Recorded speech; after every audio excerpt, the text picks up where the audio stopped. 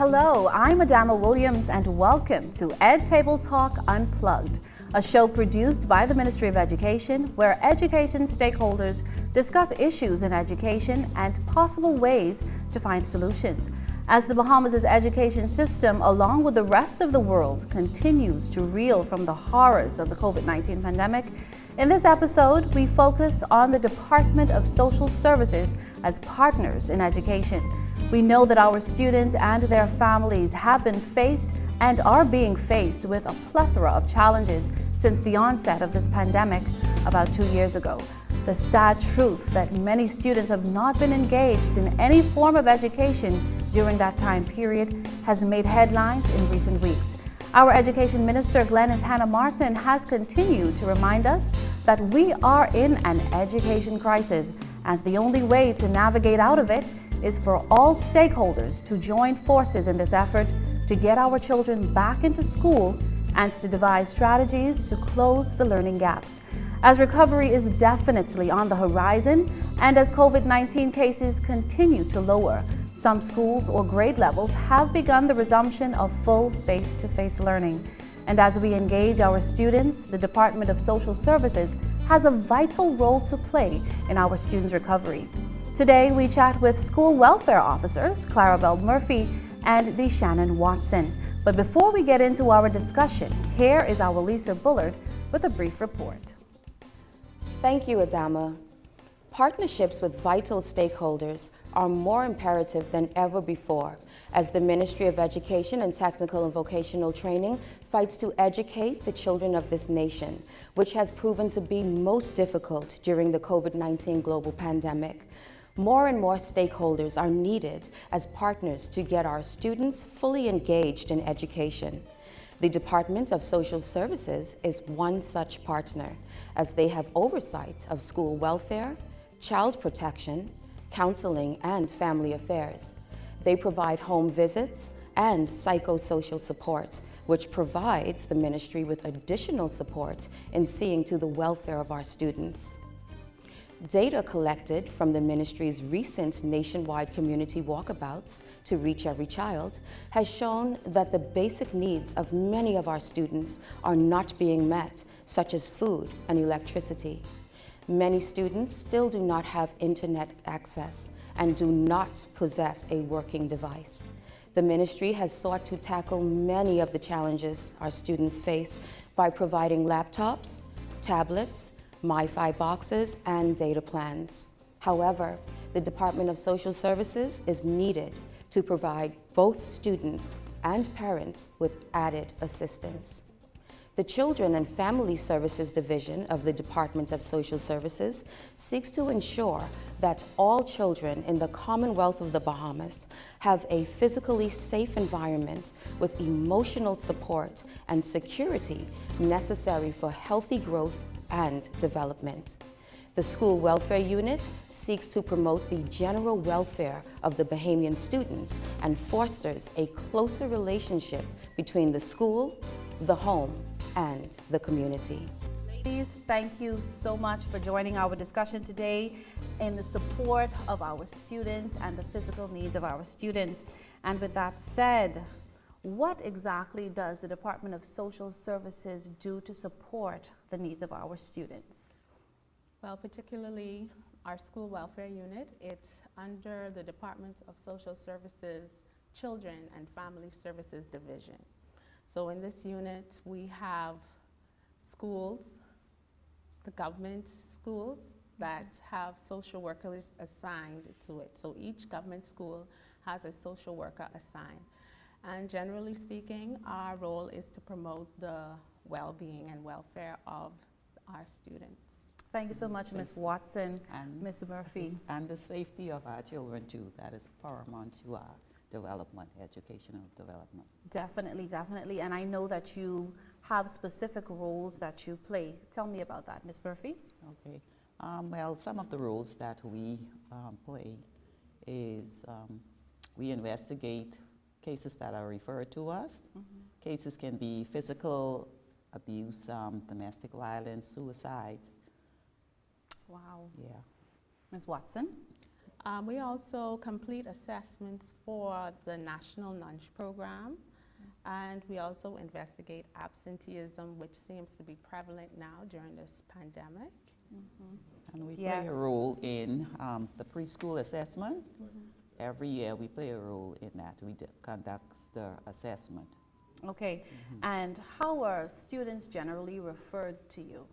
Well, we liaise directly with the guidance counselor at the schools.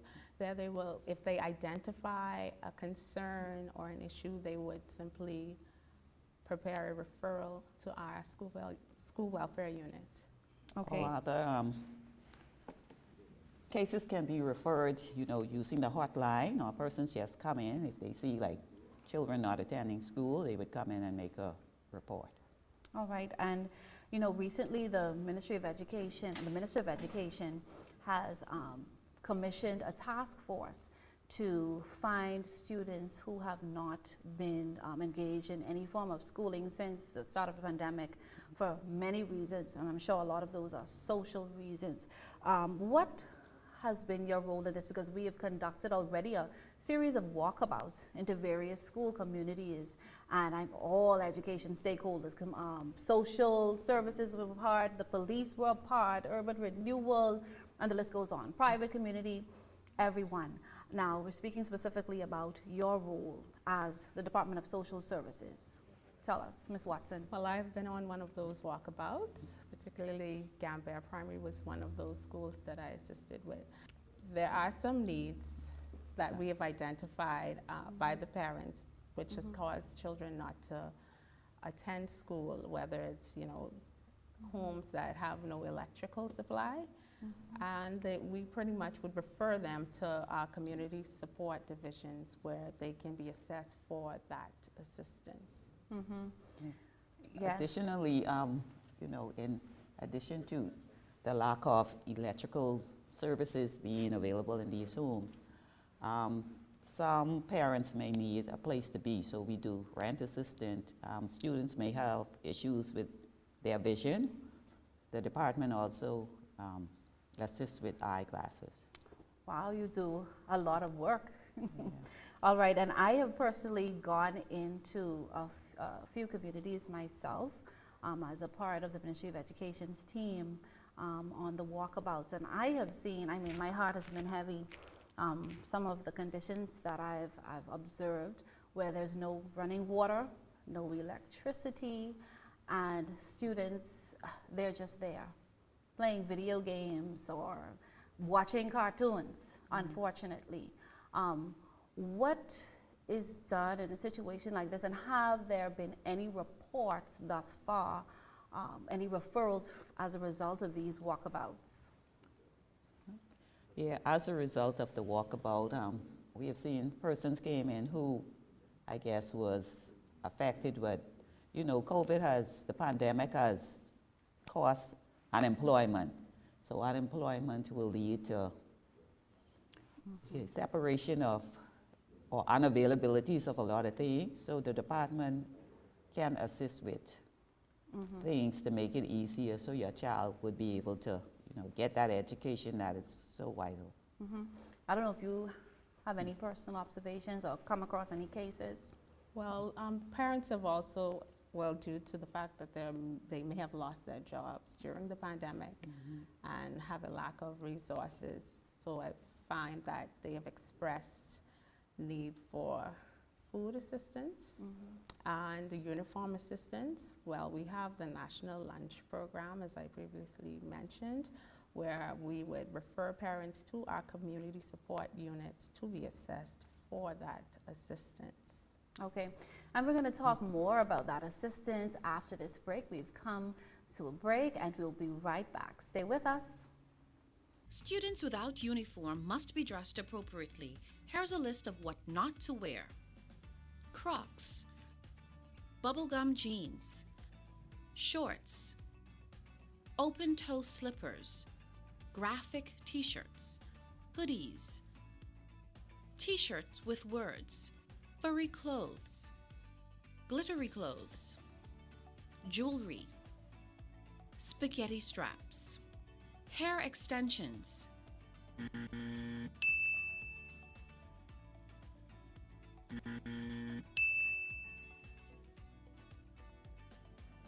public service announcement was brought to you by the Communications Section of the Ministry of Education and Technical and Vocational Training in conjunction with this channel. Welcome back. You're watching Ed Table Talk Unplugged. Our guests today are social welfare officers Clarabelle Murphy and Deshannon Watson. Today's discussion, social services as partners in education. Ladies, before the break, we were talking about some of the dire needs of our students and what you as school welfare officers, what your role is in ensuring that these needs are met.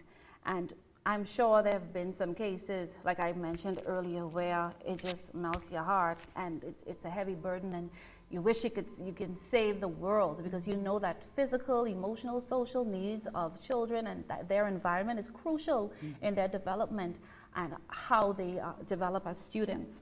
So what are some of the cases, I'm curious, some of the worst cases that you have seen? Homelessness, as a result of unemployment, breakdown in families, where the child is, or the children are, neglected because of whatever is going on with the parent. So you've actually come across students who are homeless, don't have a home, nowhere to lay their head, no food to eat, nothing. Yes. Wow. And that could be as a result of that too, that with a primary caregiver, a parent. Yes. So what happens to children in those circumstances? Well, since we try to act as a safety net, we have to get those children, place them with relative. I mean, our first option is to place them with relatives, Right. because we don't want to break up families. So if that is unavailable, we have children home where we try to, provide that Right. accommodation for them at that Like time. the Children's Emergency Hostel, Ranfley Yes, the Home for Ranfley Children. Home, you have Elizabeth Estate, the Nazareth Center, Binney Lane. Yeah. Right. And Ms. Watson, in your years, how many years have you been working in this field? Well, I've been a part of the department for 8 years. 8 years. Oh, Yes. wow. And in your 8 years, what are some of the worst scenarios? So what I find disheartening is my physical abuse matters, where we have Oh, nice. yes. chronic physical abuse, an ongoing issue. So for that really is Right. disheartening to me.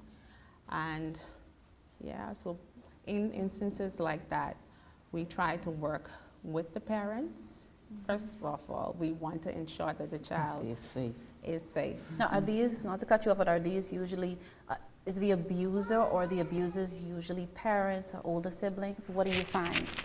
The matters that I have encountered, it's been primarily the caregiver, parents usually.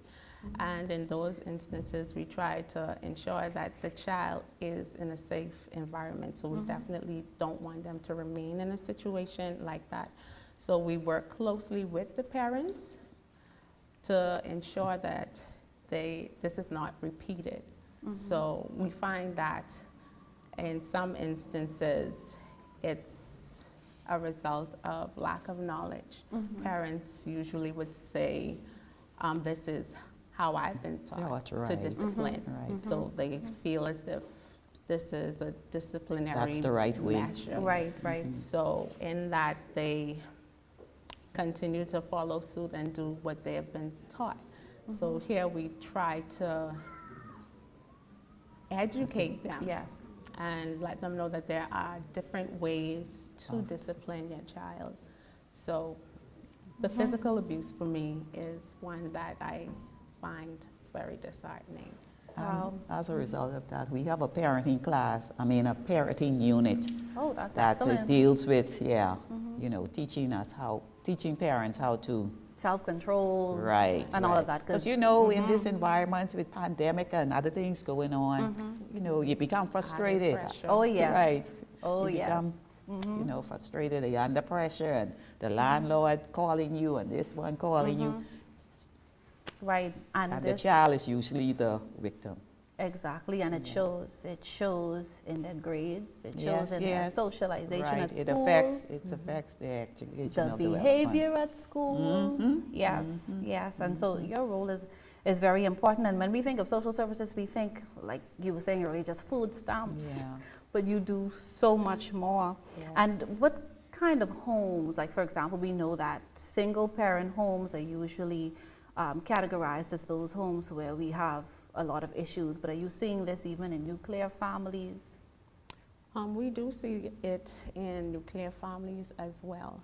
However, it is more prevalent in the single family household, maybe because there's one person responsible for the entire household,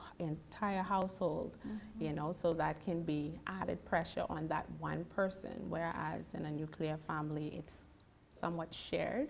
So it's definitely more prevalent in the single parent household. Yes. When you think of single parent, I mean, as one person have to deal with a scope of issues. True. You know, and you have one income, and I mean, most of us who are employed, thank God, you know, we getting an income. Some of those parents, they work like 2 days, and they gotta think of so much other things that they need to, you know, focus on and to make ends meet. So. Yes, and I'm told that we need to take a final break, and so I wanted to hear some success stories, but we'll probably get that when we return. Stay with us. This public service announcement is brought to you by the Communications section of the Ministry of Education and Technical and Vocational Training in conjunction with this channel. Hey, you! Yeah, you! I want you to understand something. Your children's education is very important. Don't pay no mind to this COVID-19 pandemic. Your children still gotta have their education. You hear me? The Ministry of Education still got their virtual school going on, you know. The reason I'm talking to you about this is because more than 8,000 Bahamian children ain't never log on to classes from March 2020. That's a long time for children to be without their education, you know. The mind is a terrible thing to waste. Now, the ministry needs you to ensure that your children log on and stay on. You know, plenty other children getting their education, you know. They logging on and they staying on. Where your children is? What happened to them? You need help? Call the school. Call the teacher. They just waiting to help you. Scroll up, Lisa. So make sure the child register. They log on and stay on. And check on them every so often, man. And make sure they ain't skylocking or sleeping. And one more thing, just make sure you ain't up and down past them children in your morning clothes with your cocktail. You see, they gotta log on for attendance and in order to do their school work so that they could graduate with the Bahamas National High School Diploma. Our Bahamas need every child to live up to their potential. And parents, it starts with you. Welcome back to our final segment. We're discussing a very timely topic as we are still amid a crippling pandemic.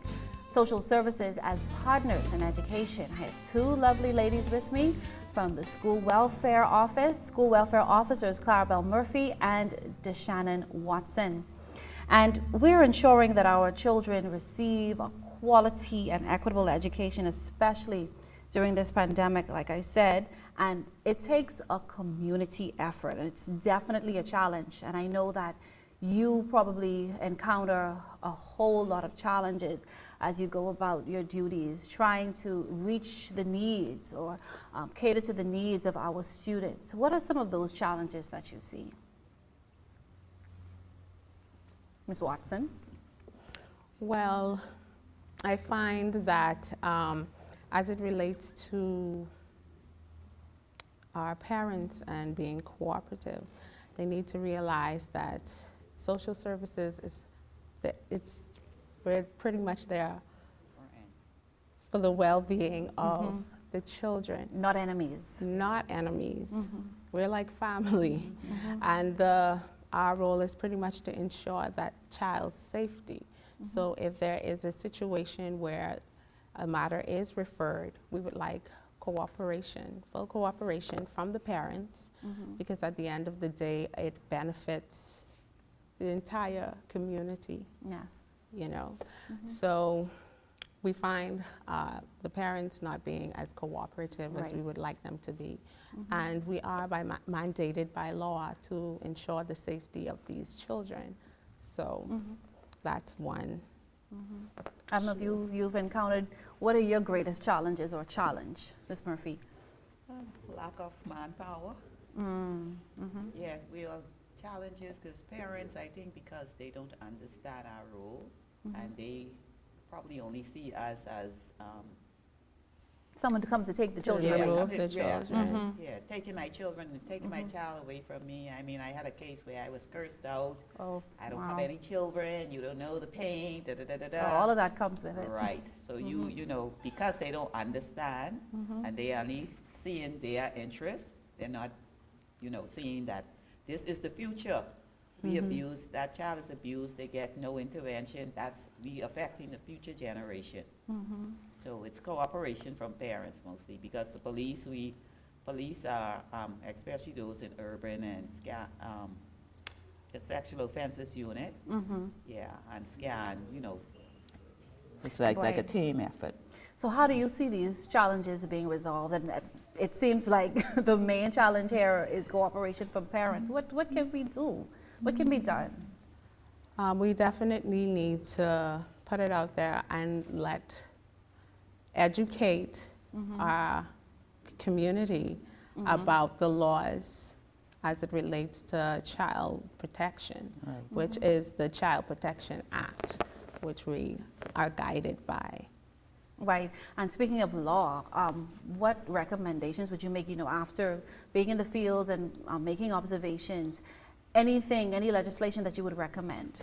As it relates to, well, we have the PIGS program, which is for pregnant teens, continued education for pregnant teens. And we find that the law states that at 16 years old, that's the age of consent for a child to have sex. However, this child, what if the sex results in pregnancy? This 16-year-old is not able to assume the guardianship of that newborn. Therefore, I think some things should be looked at as it relates to that. Yeah, that need to be Reevaluated. evaluated, Yes, right, yes. right, because at 16 you can give consent, but at 18 you have to vote. At 16 they can't even go for medical attention on their Right. own. They can't do anything, so Yes, that that's discussion needed. is ongoing, and our time is Yes. running out. And I just want to get a success story in there. Any success stories over your time, your experience? well, with physical abuse cases, several years ago, there was a case that was referred to the department, and the mother did not understand. She was frustrated, and she, you know,